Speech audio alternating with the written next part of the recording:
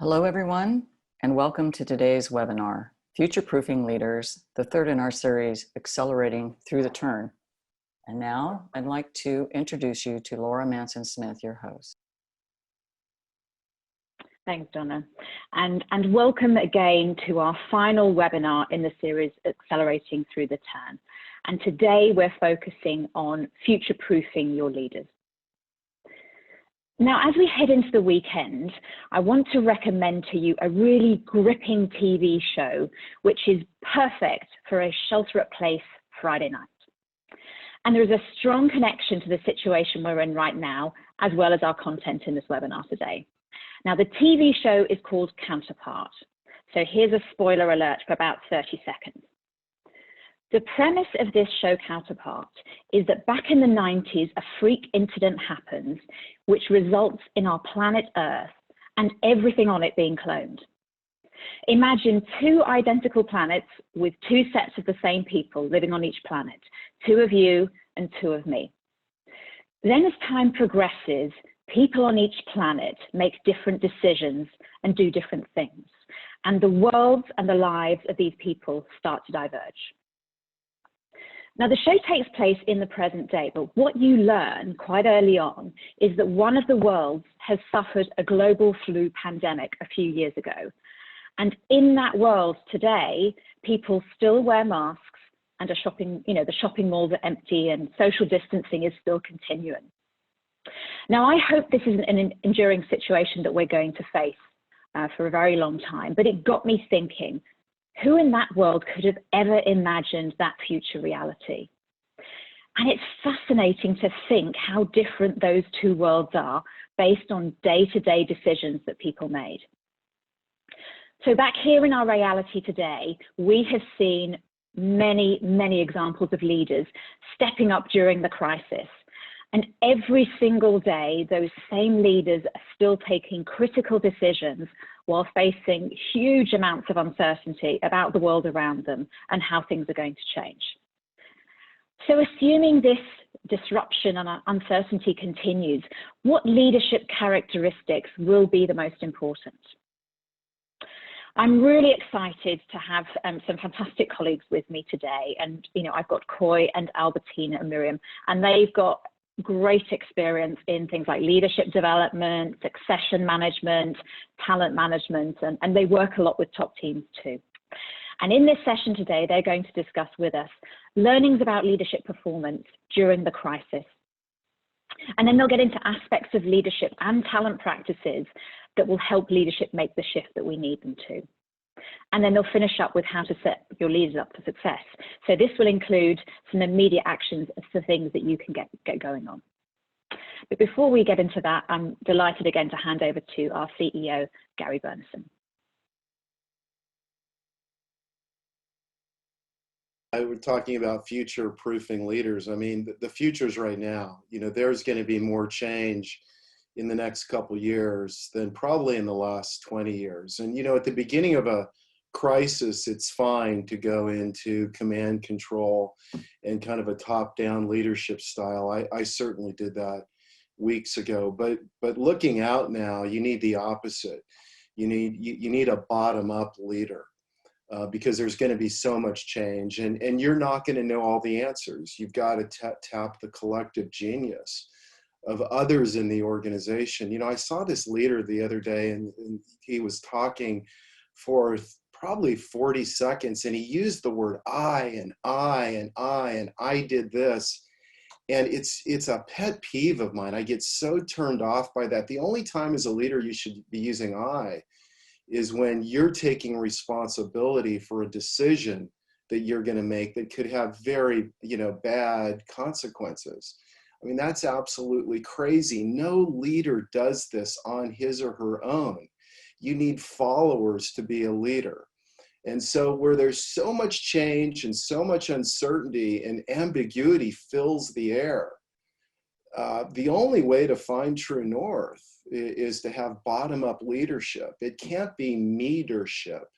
It has to be leadership. I heard a story recently. We were interviewing a candidate, And the assessment we typically do at Korn Ferry, we've got this decades old research based on millions of assessments, 70 million assessments of distinguishing great from good. And when we looked at this person's assessment, we questioned their style, whether they were a consensus builder. So in the interview, the consultant asked, so give me an example of, you know, how you drive consensus, how you drive collaboration. And he said, well, it's really easy, you know, it works almost every time. And the consultant's intrigued and says, oh yeah, so how do you do that? He goes, well, you know, we have a decision like we had one a few days ago, and it's really simple. I go around the Zoom, you know, deal, and I say, hey, you know, give me a thumbs up or a thumbs down, and you know, I'll ask a question, and then I'll give my view, and I'll put thumbs up or thumbs down, and he says it's amazing. And the consultant says, really? So how does that work out? And he says, well, they agree with me every time. Well, of course they agree with you every time. You know, I mean, there's certain characteristics that are timeless for a leader, for a CEO. You've got to set vision and strategy. You got to drive growth. You've got to have financial acumen. The one that people don't focus on is managing a crisis. That's number 4. And that's, you know, that deals with ambiguity. So I would say in terms of this future proofing, the future proofing is today. It's not the future. There's going to be a tremendous amount of change. That change is not going to come top down. It's got to come bottom up. And so what I would point to kind of 6 degrees of leadership in this time: anticipate, navigate, communicate, listen, learn, and lead. And that listen piece is really, really important, because the answers aren't obvious. And the only way you're going to get those is by tapping the collective genius of those in the organization. So with that, have a great webinar, and happy May Day.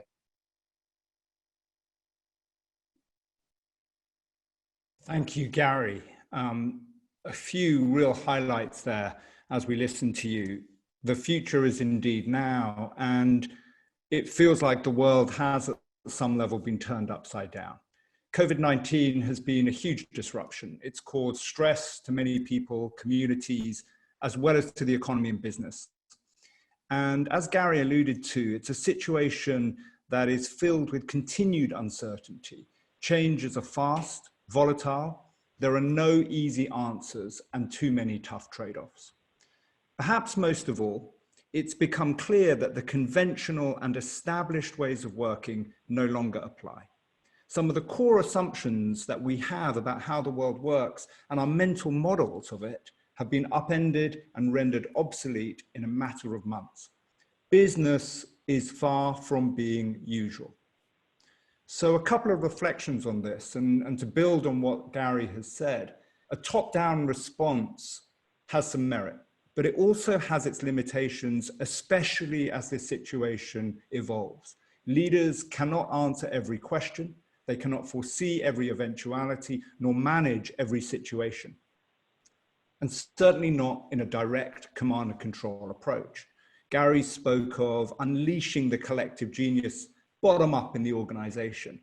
And what we've seen in this turbulence is some standout acts of leadership, examples that I found really powerful. One is a broadband and mobile provider, where the CEO is really leading with purpose. The firm's purpose is rooted in connections that matter.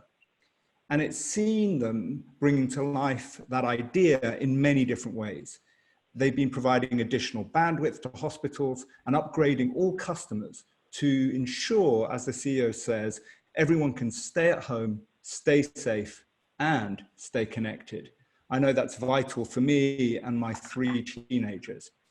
And the Prime Minister of Norway, Erna Solberg, also had a fantastic example of leadership, I think.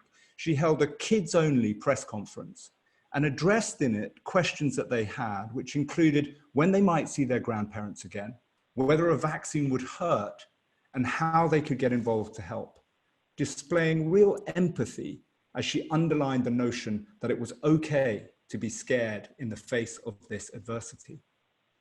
And what this demonstrates to us here is that leadership in a COVID world is also transformed. A new normal demands a new model of leadership. So I'd like to hand over to Albertina and ask her, what does effective leadership in this age of disruption really look like? And what can we do to get more of it? Thank you so much, Coy. Hi, everyone. That was a wonderful inspiration of examples of strong leadership. And I think it's clear that we really need leaders who, as a matter of practice, are challenging themselves and the organization to really think and act differently, not just to survive this crisis, but also to find the opportunity and to bring others along. So when we think about the future leader, the leader of today, actually, it's really interesting for us because we were very curious about this at Korn Ferry and wanting to build on the research last year around the future of work. And so we asked the same question, what does the leader look like? So being Korn Ferry, we conducted a heap of evidence-based research to tackle this question. And we identified a new model, and this is what we call the self-disruptive leader. Now, when we started this study, of course, we were thinking that the future was a few years away and it would evolve and, different industries would have different challenges and maybe geographically it'd be different. But here we are, considering where we are today. And I think you're going to find this model highly relevant and really interesting. So let's get started and talk more about what we mean by the self-disruptive leader. The overall theme here is that it's a more agile and inclusive leader who creates energy through purpose and builds trust all across the organization and really lets go of control so that new ideas can really flourish and take hold. And this is in contrast to a more traditional model of leadership, one that really emphasizes consistency, control, and closure, which really only works when the future can be predicted from the past. And frankly, where work is structured in a more hierarchical and linear fashion, which we know is just, it's just really not the case anymore. That's not how work gets done.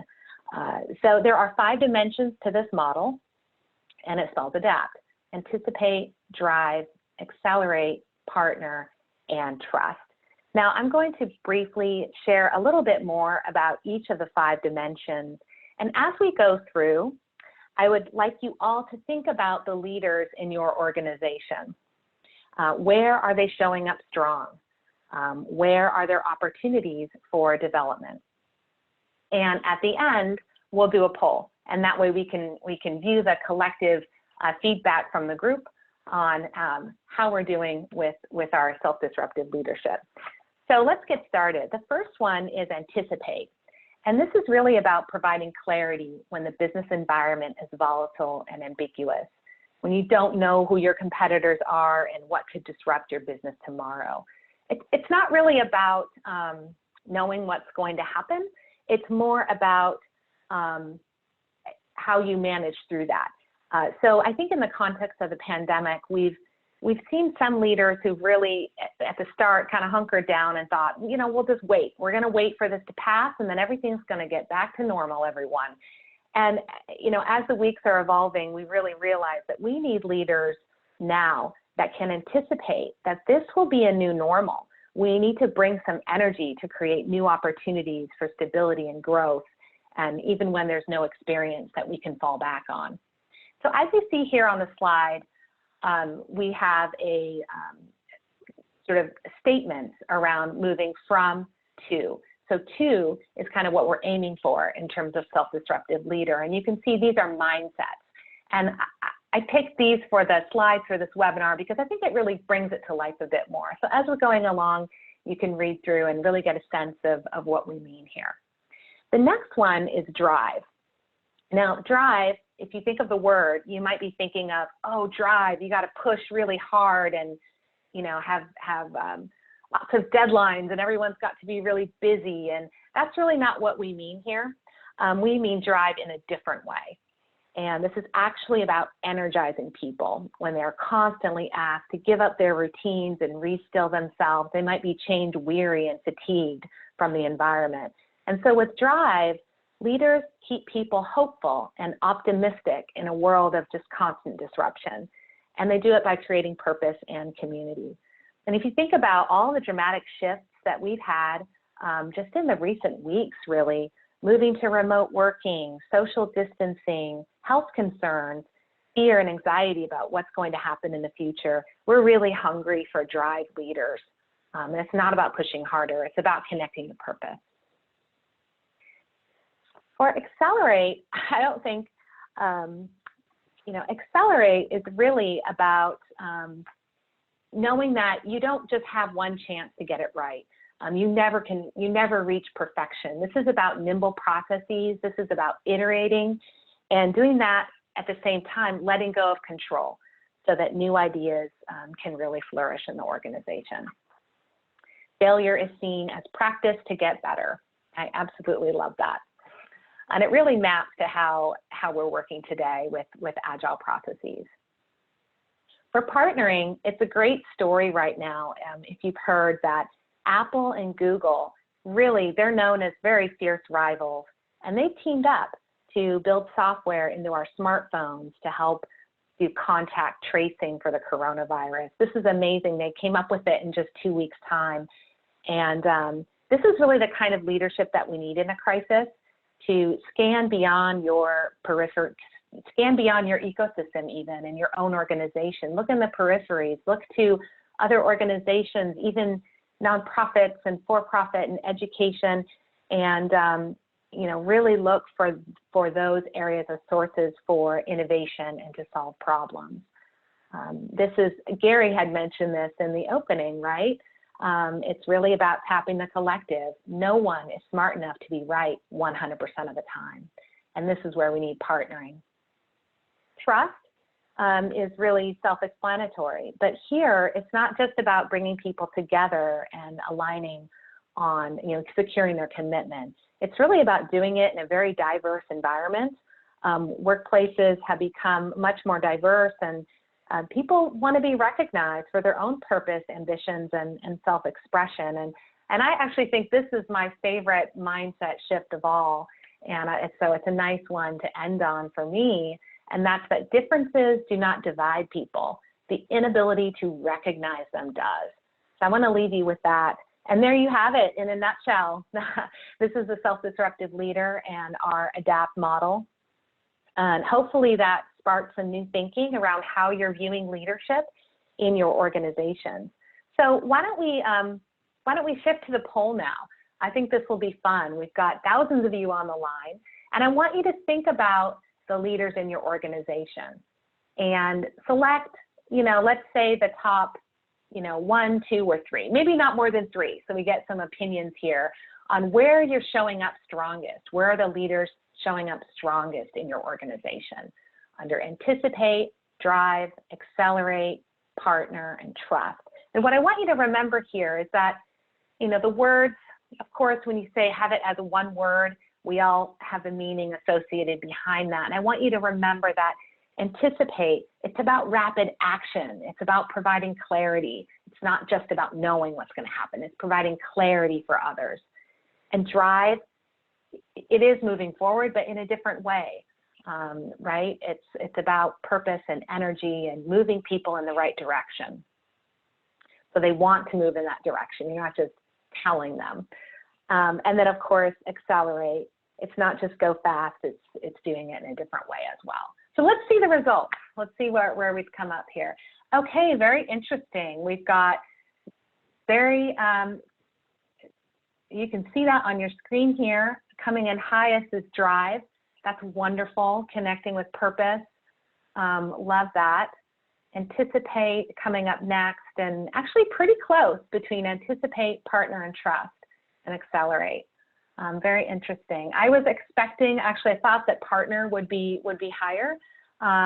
Maybe that'll come up in the second question. So the next question that we have in the poll is the flip side. So let's look at where would you like to see more of in your leaders.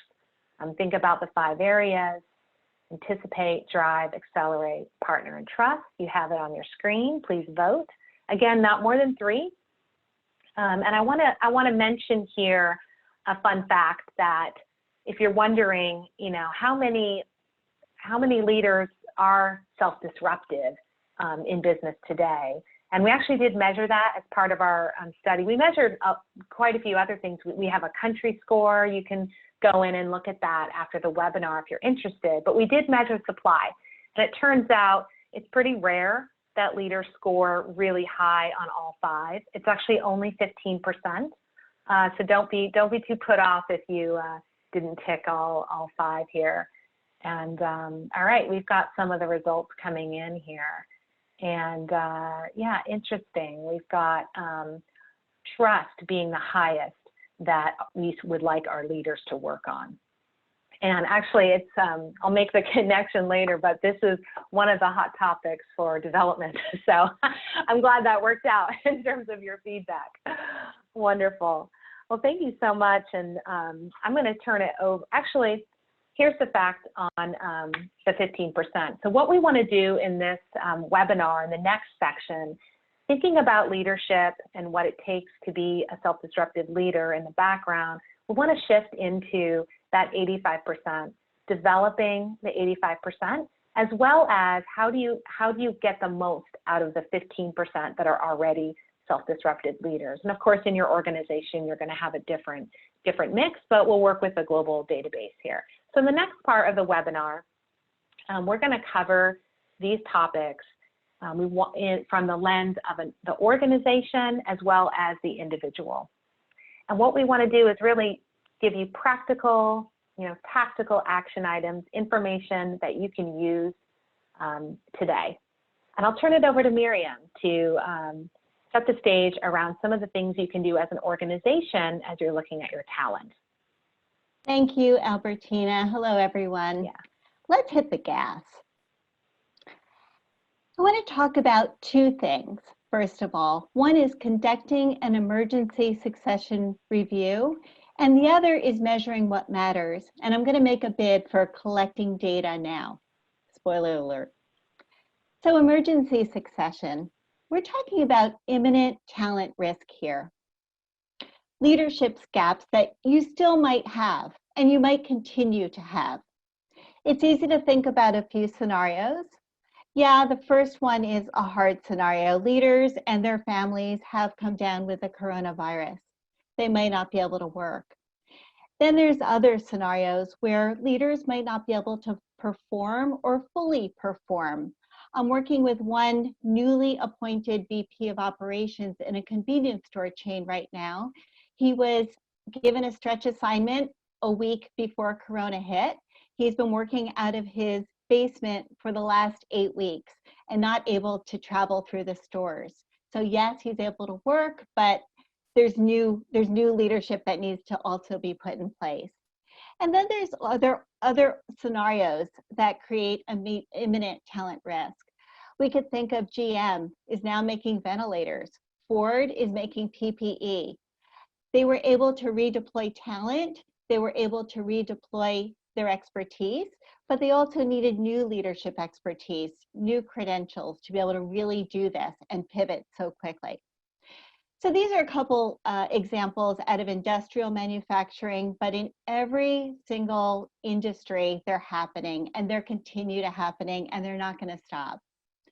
So what we want to talk about is filling important chairs for leadership immediately. This is emergency succession. So we've actually been working on this with a number of organizations recently and have created a methodology. And I wanted to share with you a few key tips that we've learned and are working on. One is thinking about emergency succession is about protecting the most critical roles and the most critical people. So start with your critical roles. Who keeps your business solvent? Who will help your business progress and make that pivot? Now think about, if you're like most organizations, you've been thinking about succession at the top, broaden that. Think about those critical roles with greater depth and with greater breadth. And also, if you can, to the extent that you can, think about multiple ready now successors to be able to take things over. Then think about various scenarios. Do that scenario planning, think about the what ifs, because again, things are different. You need to expand that thinking. The third one is be radically realistic about the capability of your talent. What are the talent risks that you're able to take on?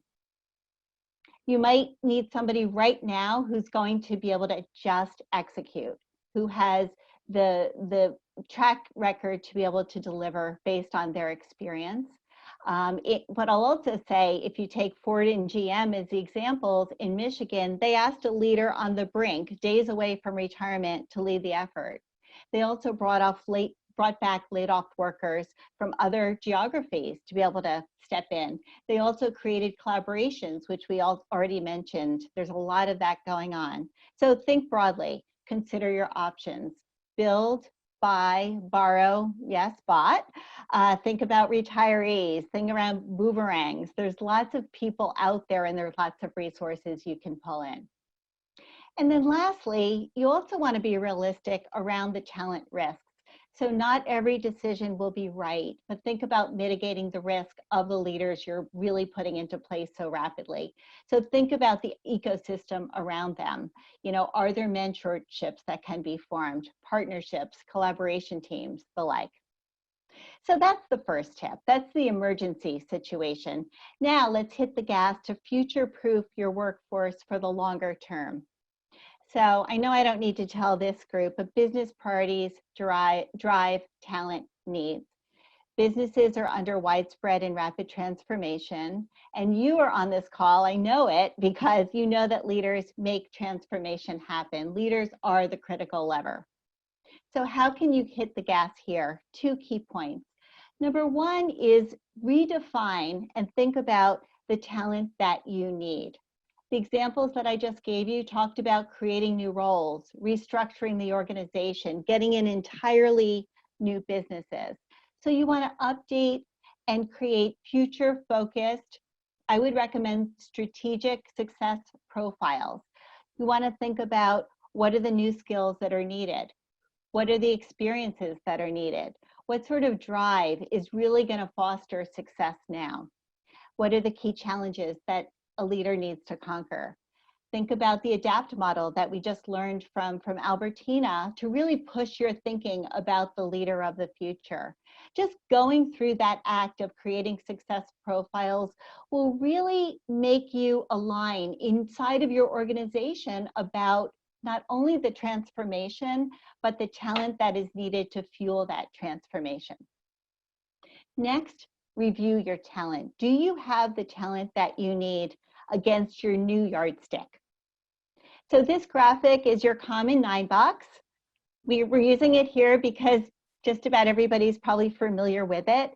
And it's a simple example to draw a really important illustration. So with this crisis, you have the opportunity to see your people in a new light. You have the opportunity to get new data. Partly, as I just mentioned, because the yardstick, what you need them to do has changed, and partly because the crisis has challenged leaders in extraordinary ways. From the earlier webinar, we talked about transforming to performing. So you've seen your leaders work, right? Some have jumped in and figured out new solutions to new challenges. Others are just falling on their old playbooks. Some things are working, some things are not.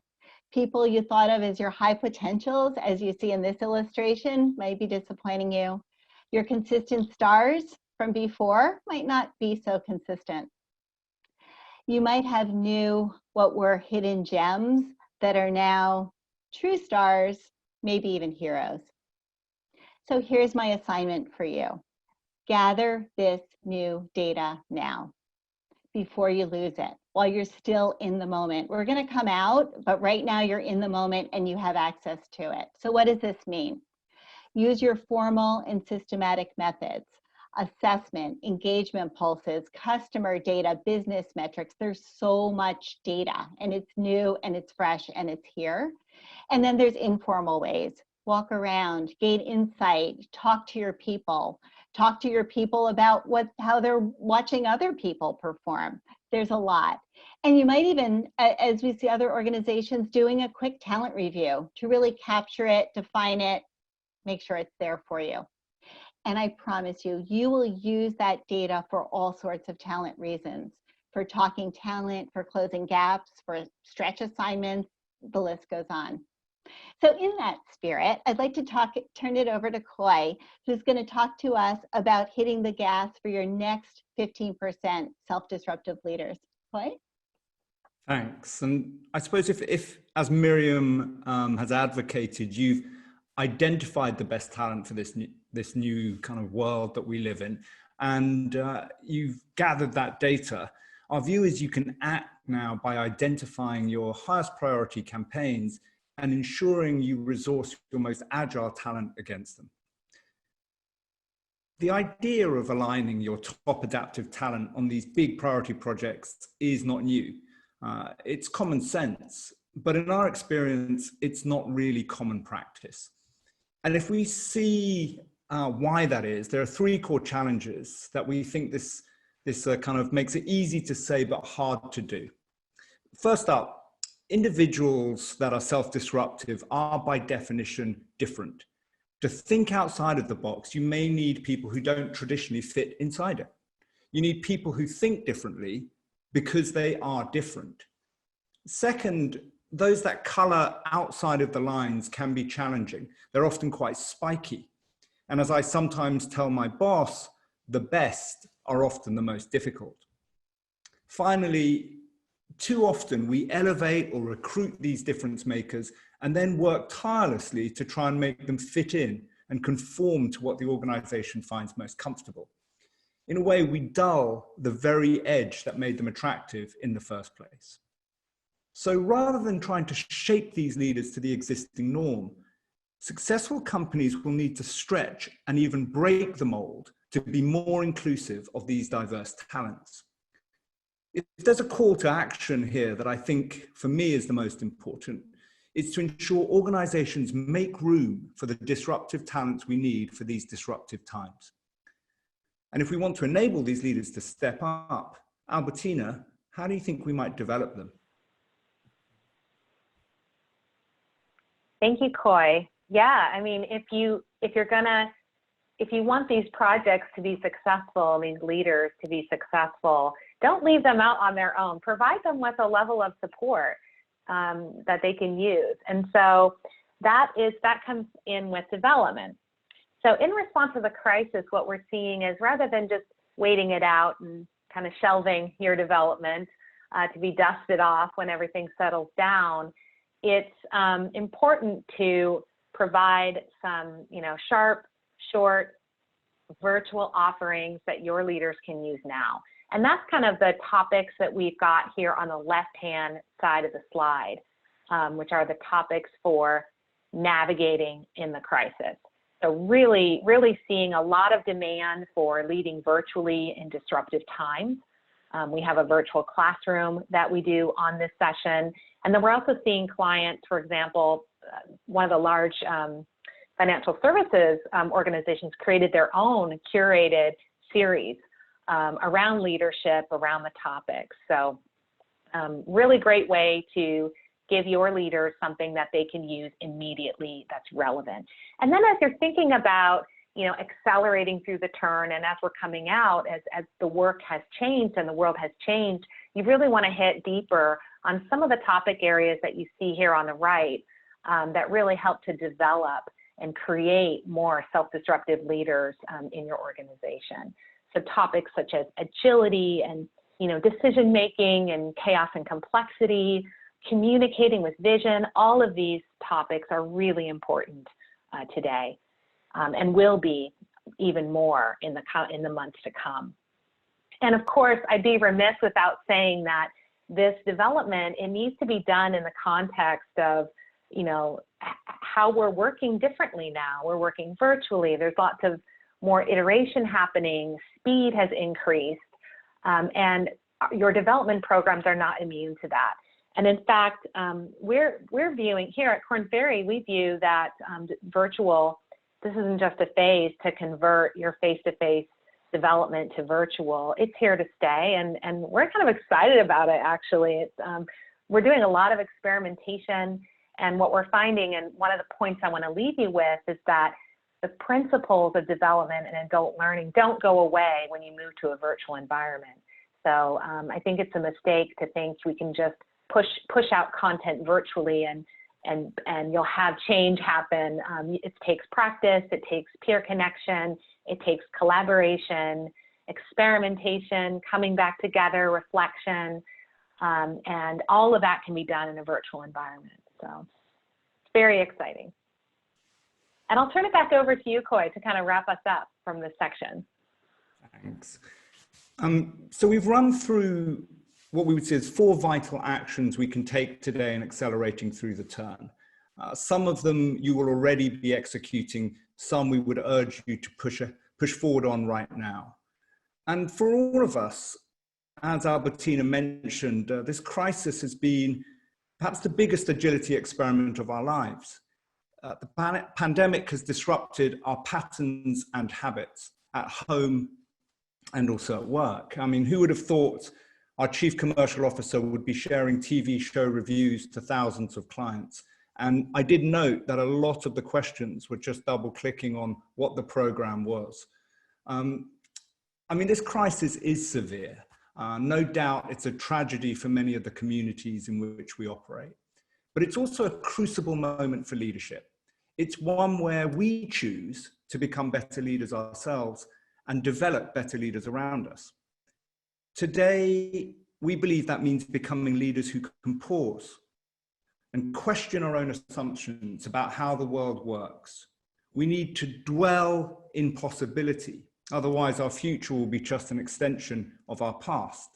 And as we accelerate through the turn, we believe we need leaders who, as a matter of practice, are creating a culture of engagement, doing what Gary called energizing the collective genius to think and act differently.